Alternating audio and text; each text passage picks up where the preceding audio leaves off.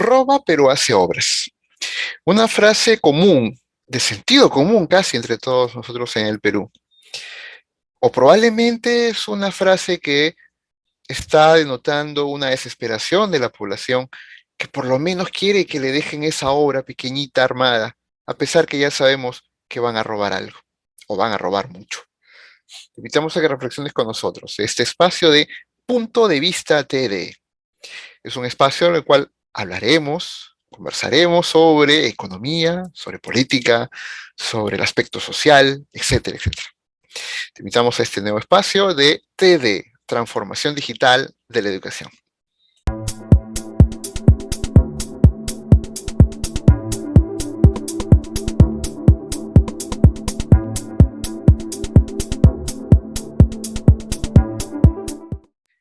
¿Qué tal? ¿Qué tal? Bienvenidos, bienvenidos. ¿Qué tal, Miguel? ¿Cómo estás? Qué gusto.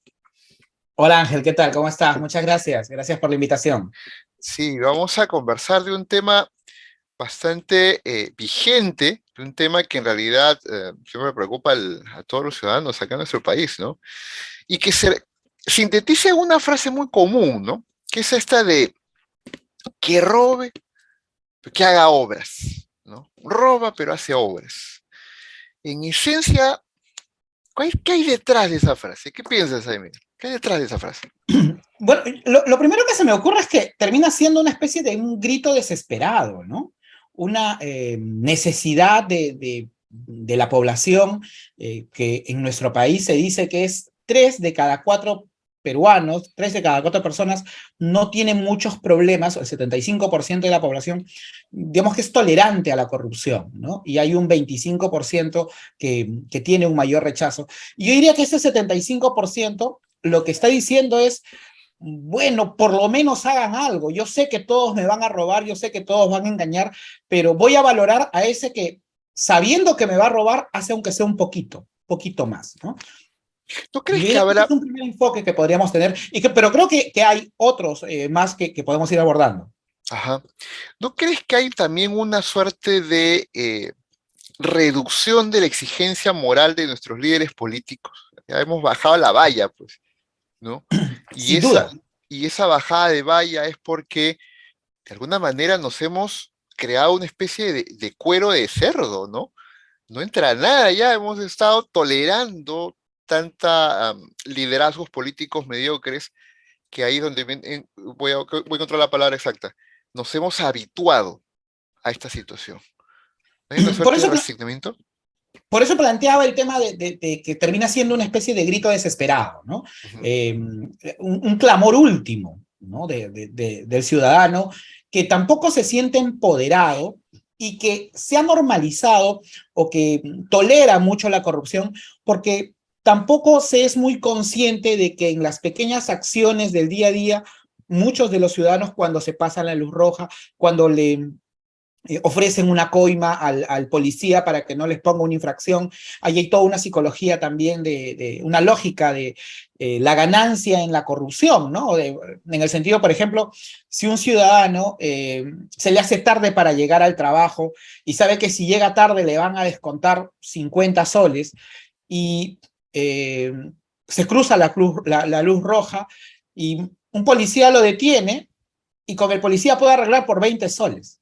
Claro, Entonces, le termina siendo más conveniente cruzarse la luz roja a riesgo de que el policía lo atrape, porque sabe que si lo atrapa, con 20 soles lo resuelve. Eh, Cosa que sería distinto si el policía realmente le impone la infracción, que es muchísimo más, y que sería muchísimo más de lo que le descontaría en el trabajo por llegar tarde, ¿no? Bajo la lógica solamente de la acción y sanción, ¿no? Porque hay otro elemento ahí transversal que es el de los valores, ¿no? Que ya ni sí, siquiera estamos hablando de esa línea, sino solamente de la acción del Estado y de la ineficiencia misma del Estado, ¿no? claro. El hecho que también, y me quedo con la última palabra que has mencionado, ¿no? La ineficiencia del sistema hace que propendamos a buscar cosas más rápidas. Y esa inmediatez y rapidez con la cual queremos lograr nuestros objetivos con servicios del Estado, pues a veces nos hace caer en aceitar, ¿no? El proceso, ¿no? Y alguna vez cuando estaba trabajando el tema de ética en los negocios, en algún momento que traje ese tema, había una suerte de, si tú eres una empresa pequeña y tienes que pagar, ¿no? Tienes que pagarle al servidor público de un municipio, ¿de acuerdo? Y has hecho todo lo posible, ojo lo que voy a mencionar, es lo que dice el libro, has hecho todo lo posible por no hacerlo, pero si no lo haces, te cierran el negocio, ¿ok? Eso ya es una extorsión al cual estás sometiéndote, no es una falta ética tuya. Esa es la mirada que pone en este texto, ¿no? Ujú. Yo no sé si estamos apañando el statu quo del sistema corrupto o porque ya pues no le queda otro al empresario más que aceptar, ¿no? ¿Qué Es que crees? sin duda alguna es una Mm, cadena de acciones. Y creo que estamos entrando en esta especie de túnel en el que, un túnel circular donde no hay cuándo parar, cuándo detenerse. Y es ahí donde viene tal vez otros elementos que seguramente lo vamos a ir abordando en otros contextos, en otros programas, pero muchas, por ejemplo, ahora que estamos a puertas de un proceso electoral importante, donde se escogen a las autoridades locales, ujú, muchas veces se repite un estribillo, ¿no? Tenemos las autoridades que merecemos y no sabemos escoger. Entonces yo plantearía ahí algunos temas que podríamos ir abordando después, pero en verdad, ¿qué tantas posibilidades tiene el ciudadano de escoger bien? ¿Qué tan real es que la mejor propuesta va a ser el mejor gobierno? ¿Qué tan real es que el hombre bien intencionado va a poder gobernar bien, peleándose y enfrentando a las mafias y al sistema mismo? ¿Qué tan real es eso? claro. Eh, digamos que en ese contexto, el que tiene que asumir el rol de liderazgo y de construcción del Estado es la clase política, y la que ha fallado en los últimos años y tal vez a lo largo de la historia del país con algunas pequeñas excepciones y en cortos tiempos, es nuestra clase política, ¿no? Nuestra clase política que es corrupta y que la ciudadanía ha terminado normalizando la corrupción, y que en ese grito desesperado dicen, ya no importa, aunque seas un poquito, ¿no? Haz algo de obra, llévate lo que tengas que llevarte, pero Claro. déjanos la vereda, déjanos la pista, déjanos algo, ¿no? Y eso es algo que por lo menos tenemos que tratar, conversar, porque si hay algo que te mencionaba antes en la coordinación previa. Ha habido mucho trabajo de investigación sobre la corrupción hasta antes de la pandemia. Ujú, Antes de la pandemia, digamos que también teníamos esta crisis producida por la salida del expresidente Kuczynski y todo este proceso de transición que no terminamos ahora, todavía en el 2022, pero la corrupción, que era uno de los principales problemas que se mencionaba en las propuestas electorales, ha dejado de serlo. Ahora todo el mundo habla de seguridad, habla de generación de empleo, habla de orden, habla de cierta estabilidad, pero no se está hablando de la corrupción. Y hay que recordar que estos 2 últimos años de pandemia, el Perú ha incrementado su deuda externa. Hemos salido a prestarnos dinero para poder comprar las vacunas, para poder atender la pandemia. Y ahí hay una línea que se ha elevado la corrupción, pero no la estamos midiendo. No se mm. está midiendo, no se está hablando de ello. Y digamos que estamos acentuándonos en este problema del cual se nos hace más difícil salir. Yo imagino a una persona en negación, ¿no? Cuando ya tienes algo que ha explotado en tu casa, en tu familia, un trauma emocional, y dices, no, eso no va a ocurrir o no está ocurriendo, ¿no? La negación primero, ¿no? Yo creo que es parte casi de un trauma social, ¿no? Quirós, me parece que es el apellido del autor que habla sobre la historia de la Alonso corrupción, ¿no? Quiroz. Uh -huh. Claro. Y habla de épocas antiguas, ¿no? Yo en algún momento me he podido leer completo el libro de Chirino Soto, Historia de la República también, Uh y -huh. parecía que estaba hablando actual, ¿no? Uh Actualmente. -huh. Es increíble. ¿Por qué crees tú que hemos tenido que estar sosteniendo esa situación durante siglos? Desde que se constituyó o intentó constituir la República. Hemos estado Yo, así.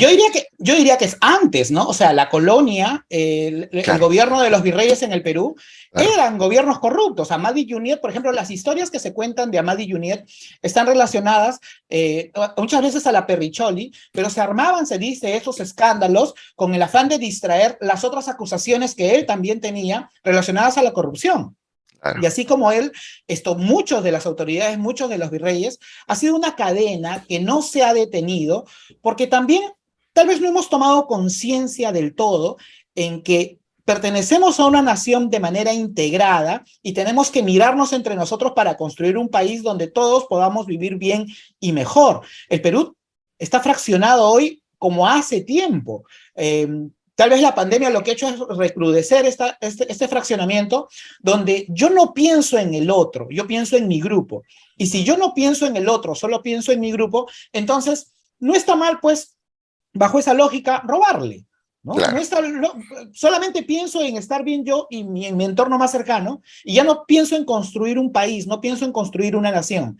Entonces entramos a un círculo, pues, realmente complicado de salir, ¿no? Yo hago un ejercicio de uno de los cursos que enseño, donde pongo una lista de todas las instituciones o necesidades que tiene el Estado peruano donde tiene que invertir, ¿no? Desde pensiones, programas sociales, salud, seguridad y todo eso. Me salen como 25 ítems. Les pongo el presupuesto general de la República. Le digo, asígnelo porcentualmente a cada uno de ellos según prioridades. Empiezan a asignar, ¿no? Se empiezan a discutir con cual ministros ellos, ¿no? Y después les digo, ok, ¿alcanzó? No, profe, que acá no alcanza, que esto, que lo otro. Ok, ahora quítele 10% a todo. ¿Pero por qué? Por corrupción, pues. Tiene que haber corrupción, ¿sí o no? Pero no alcanza, ¿ve, profe? Sí, pues, no alcanza. Mira, ¿cómo harías? Y ahí los chicos abren los ojos y dicen, oye, ¿verdad? Friegan a todos. O sea, realmente friegan a todos. Eso hiere hasta nuestra autoestima, ¿no crees, Miguel? Sin lugar a dudas. El ejemplo que pones, y me parece que el trabajo que haces con tus amigos, con tus alumnos, perdón, es muy didáctico y muy necesario, ¿no? Mm, Yo sí creo que las nuevas generaciones, los chicos que ahora tienen 20, 25 y hacia abajo, están creciendo con una nueva visión, con menos discriminación, me parece, con una horizontalidad propia de las redes mismas, ¿no? Las redes sociales, felizmente, tienen un lado positivo, también tienen muchos lados negativos, sin duda, pero tienen un lado positivo de acercarnos, de pensar más, de tener más información del otro, ¿no? Entonces yo creo que ahí sí podríamos tener un poco de esperanza, pero hoy día los que gobiernan son pues los cuarentones, los cincuentones, los sesentones, los setentones, que tienen todavía una visión pues de la década de los 70, de los 80, ¿no? claro. Y que han visto la corrupción como algo normalizada y que creo que ahí todavía nos estamos ahogando. Exploremos algunas alternativas. ¿De acuerdo? No pretendamos ser el oráculo de Delfos y solucionar cosas o visionar una solución, pero por lo menos exploremos una alternativa, ¿no? Me parece que hay, hasta donde yo puedo ver, en mi neófito conocimiento, hay dos caminos. No pueden haber más. ¿Eh?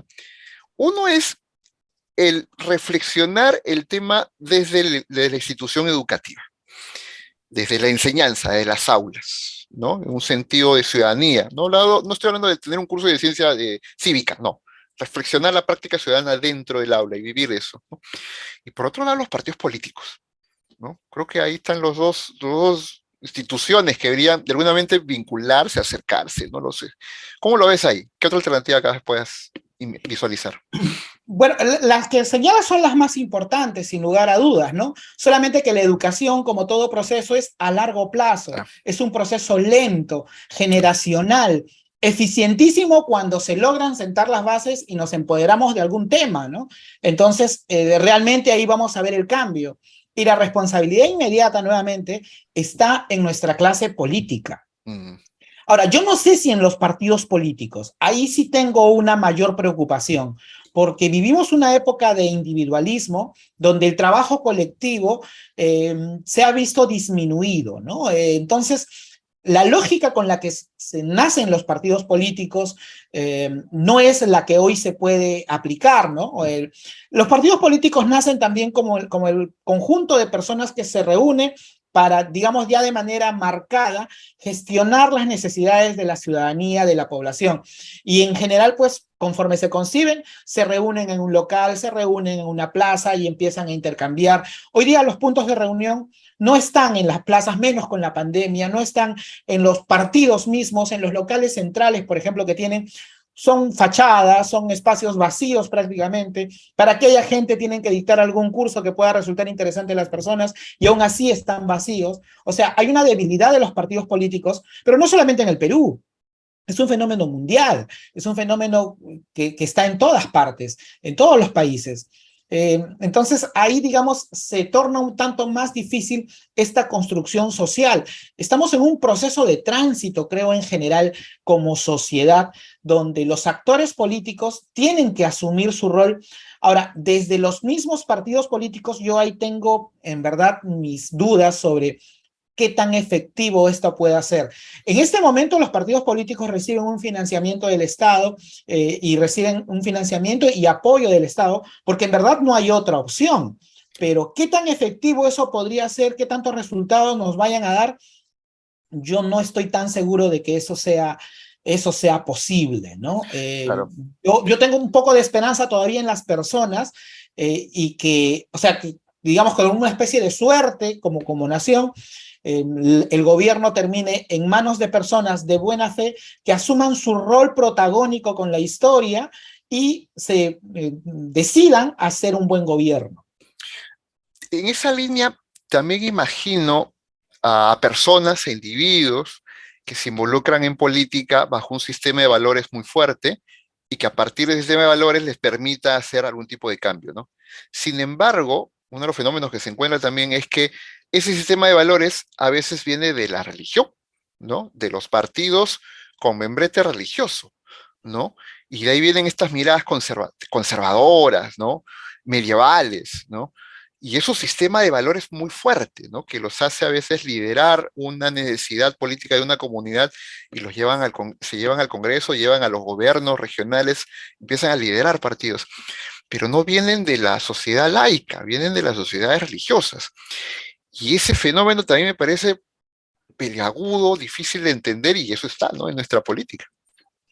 Y tiene mucha incidencia, ¿no? O Sí. sea, recordemos el partido de De este señor Ezequiel, evangélico, el de señor Lai, ¿no? Por el ejemplo, señor Lai, claro, Ezequiel, Ataucusi, claro. el FREPAP, sin duda. Y hay un voto ahí duro, fuerte, militante, importante. Y yo diría que eh, muy importante en la medida que por lo menos allá hay una prédica de valores. Claro. Hay una prédica en el construir una sociedad mejor. Sin embargo, se pueden encontrar algunos frenos y algunas resistencias, precisamente en lo que señalas, ¿no? En el conservadurismo, en el tema de género, del matrimonio igualitario, por ejemplo, ¿no? Básicamente en eso, y que vas a encontrar también en estas comunidades un tanto religiosas, también vas a encontrar un machismo marcado, que no se transforma con facilidad y que se esconde en un discurso de protección a la mujer, pero que en el fondo termina siendo un discurso de disminución de derechos hacia las mujeres, ¿no? Claro. Eso también termina sucediendo, ¿no? Pero digamos que bajo la lógica a veces que se utiliza en economía del uno es mejor que cero, y en una situación de crisis, digamos que esos grupos por lo menos, y terminan también teniendo simpatía sobre otro sector de la población que dice, les genera un poco más de confianza, ¿no? Claro. Y justo esto para ir cerrando, ¿no? Esto de a nada, ya pues, ¿no? A nada, ya pues. Eso también creo que está en consonancia con esta frase inicial que hemos abierto este diálogo, ¿no? Esto de que robe, que haga obra, ¿no? Que haga obra, ¿no? A nada, ¿no? A que no haga nada, bueno, pues que nos deje, como bien tú decías, la vereda, la pista hecha. No sé qué va a robar, pero al menos me dejó la pista, ¿no? Realmente. Qué pena, ¿no? Como te decía al inicio, Mm. yo siento que ahí hay un grito desesperado de la población, que digamos, grito entre comillas, ¿no? Porque muchas veces se dice medio en broma, medio en serio, ¿no? Pero también nos olvidamos de este fraccionamiento que tenemos como país y como ciudad, como Lima. Si bien es cierto, hay un modelo económico que ha sido exitoso en la macrocifra, beneficioso para varios grupos, pero también hay un bolsón de la población que bajo un sistema que te plantea para que te vaya mejor en la vida tienes que ser más competitivo, pero no encuentra y no tiene las herramientas para hacerlo, entonces simplemente queda relegado. y de eso no somos conscientes porque este sector de la población precisamente se queda con que, bueno, pues nos hizo la escalera, bueno, pues nos hizo algo, nos dejó este señor y lo recuerdo por eso y por eso termino votando por él, ¿no? Recuerdo mucho que en estas últimas elecciones había una frase que me parecía interesante, ¿no? Por lo menos un día al año, cada cierto tiempo, 4 años, 3 años, los peruanos somos iguales. El voto del señor que se esfuerza todos los días levantándose temprano para vender su desayuno de quinoa y el voto del señor que trabaja en la departamento de limpieza de alguna institución pública o del desempleado o del señor que se está recurseando, vale igual que de uno de los empresarios que tiene su tremenda oficina en el centro empresarial de San Isidro. Vale tal cual. Y posiblemente haya un grupo de personas a las que le moleste mucho eso. Y tal vez ese sea, digamos, el único premio consuelo de lo que nos deja un modelo democrático, o de lo que significa un modelo democrático. Porque, desgraciadamente, pasada la elección, como que las cosas regresan a su normalidad, donde este ciudadano que está excluido sigue estando excluido. Y el otro grupo sigue teniendo una serie de privilegios que no comparte. Y en esto no es una crítica solamente al Perú, es un problema del modelo económico del mundo. O sea, esto lo ha dicho el Papa hace muchos años. Hay una desigualdad en la distribución de la riqueza que no justifica absolutamente la forma en cómo viven millones de personas. Entonces, ahí se tiene que repensar en cómo se está construyendo el mundo en general. Y los llamados a ese repensar no son los países chicos, sin lugar a dudas, ¿no? No somos los países de Latinoamérica. Ahí tendría que haber una mayor responsabilidad por parte de las principales potencias. Y eso ya parece utópico, ¿no? Ya parece ¿qué estás hablando? ¿No? O sea, no existimos para ellos, ni siquiera saben nuestro nombre. Entonces hay claro, un serio problema. y van a pensar en que mejoremos nuestras vidas y ni siquiera saben que existimos, ¿no? Sin lugar a dudas. Sin lugar a dudas. Listo. Esto ha sido Punto de Vista TD, un espacio nuevo de discusión, de diálogo, menos sobre economía, sociedad, política y demás, ¿no? Así que gracias, Miguel. Nos vamos a encontrar en otro episodio. Gracias. Gracias.